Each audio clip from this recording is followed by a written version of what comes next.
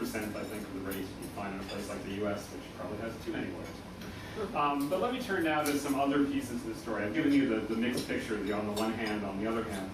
I think the more interesting way to think about this is to look at the landscape in a way that takes account of some of the progress and some of the places where it lags. And I think gaps are one way of talking about this. If you look at Chinese law on the books, the one thing that is clear, I've given you all the things we don't know. One thing we do know is that the law on the books has gotten to be a lot better. It is immeasurably improved, as you all know, from the baseline of a generation or so ago, and it's been an evolving, moving target. So you can pick your field of law: contract law, company law, administrative law, criminal law and criminal procedures, foreign trade and investment-related law, or intellectual property law.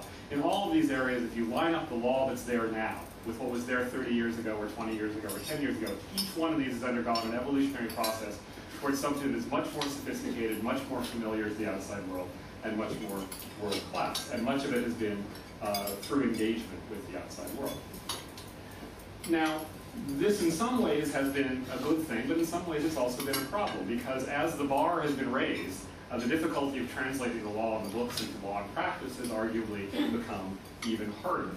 Part of it is that domestic agendas of reform started, to borrow a phrase from current cross-strait relations, started with the easy and moved on to the hard. Taking apart the plan, creating autonomy to make contracts, those are relatively easy things.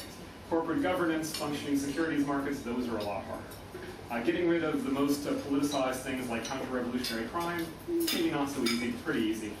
Getting into how you handle non-governmental organizations and those who seek more input in the political process is somewhat harder. So in some sense, the issues that are being taken on now, that are being written into legislation, are ones where it is harder to implement the content of the new standards. The other thing is to say to Western and other outside promoters of rule of law and law reform in China is be careful what you wish for, because you may get it. That is, many of these so-called world-class or international style laws have been adopted partly because they've been pushed by the law reform community, foreign governments, foreign investors, and others, and then it turns out to be a very difficult thing to implement. The WTO and intellectual property may be the most prominent example here, but there are many others. And so you get this also through Chinese law drafters who've gone abroad and studied these things. So if you look at something like the Uniform Contract Law, it includes, in the 1999 version, which still is with us today, notions of good faith and public interest. And those terms have very specific meanings in the countries they come from. It's rather hard to translate that into the PRC context. The company law and securities law does a similar thing with fiduciary duties and shareholder suits and questions of misrepresentation and disclosure. But these are all terms, again, which mean something, but they require adaptation and translation. So too, the engagement with international human rights norms has become much more prominent in the last decade and a half or so. It has cast a shadow over criminal law reform in China that has not been neatly translated, and perhaps the most striking example we see of this is the still pending status of the International Covenant on Civil and Political Rights, which China has signed but not ratified. So, as I'm trying to suggest, all of this has created one side of the implementation gap.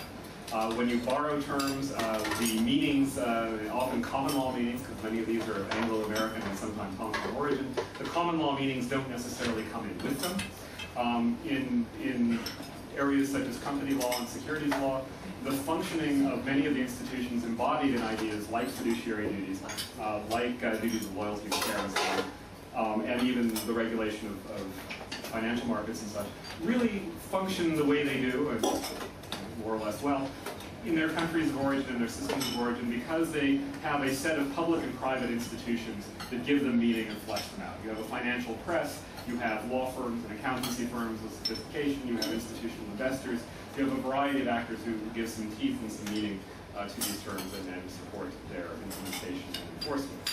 As the bar has been raised, as the law in the books has gotten better, the implementation gap, I think, has become something more of a problem for the rule of law, or its evolution in China, in that now there's a risk of a loss of respect for law because of the problems of implementing it.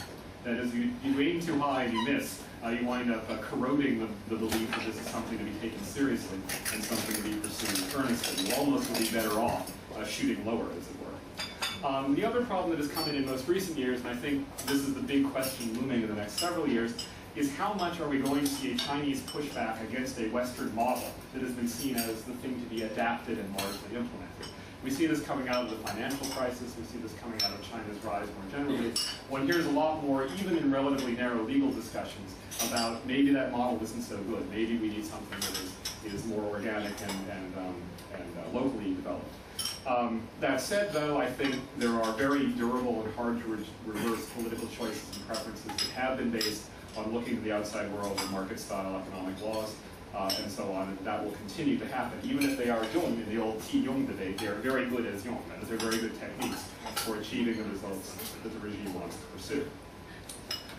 There are other pieces of the implementation gap which I think are much more domestic. That is, there are constraints that make it difficult to implement the laws on the books.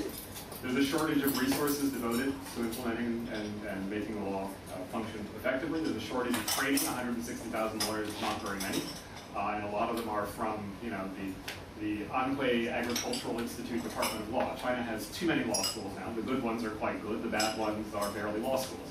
So the numbers often understate the problem. Courts remain weak and dependent on local government in particular and under party control in ways that are problematic for implementing many laws on the books. Corruption and low law consciousness among government officials and citizens is certainly part of the problem as well. And in this context, it is often perfectly rational, as a matter of self-interest, not to push legal claims very hard. And so you see a lack of push on that side. And it remains throughout, and it's an old point, but it's worth making, so much worth making that I put it up in yellow, which is, subject matter still matters. That is, Chinese law remains uneven, better on the economic side than it is on the political side.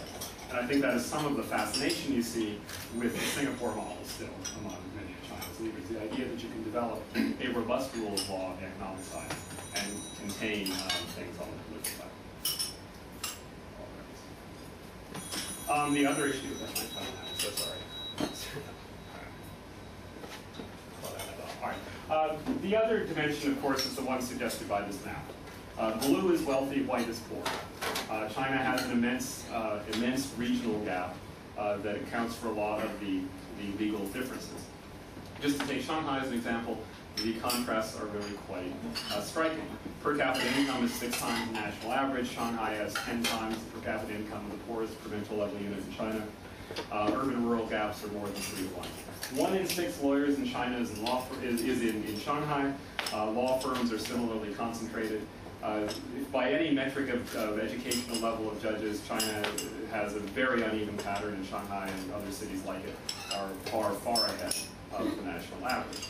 There are some problems. Even in Shanghai, there have been the recent spate of concerns about attrition rate among judges, complaining about the low status that they enjoy, and so on.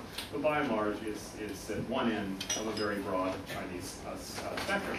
So some of the things I was talking about earlier are points of domestic contrast as well. Those litigant satisfaction surveys, if you look at things like perception of corruption, the degree to which the government officials will follow the law, fairness of adjudication, all of these assessments suggest a much better pattern in China's most developed coastal cities than in the poorer inland areas.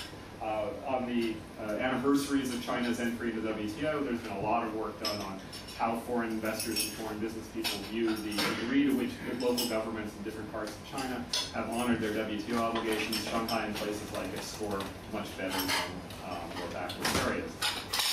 There have been some nice empirical sociological studies of courts in different areas, and the same story comes out. The more advanced affluent areas have courts which do a better job of issuing decisions that follow the law and which seem to be